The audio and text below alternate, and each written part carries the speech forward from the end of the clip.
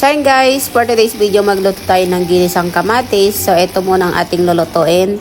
So start na tayo, maglagay tayo ng mantika and then sibuyas. So alam nyo naman na kung paano lutuin to. Ayan, sigisa-gisa lang natin yung onion. Ayan, so pwede na nating ilagay yung kamatis. Ayan, so ilagay na natin. Ayan. So, yummy na naman ang ating ulam kahit ganito lang. So, takpan muna natin siya. Ayan.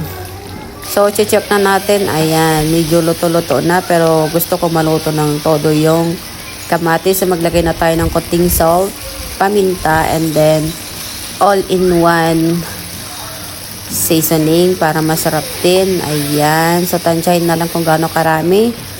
So, ayan guys, imimix lang natin. Ayan, so, pwede na kasi luto na yung kamatis. Gusto ko kasi lutong-luto yung kamatis. Ayan. So, transfer na natin sa plate.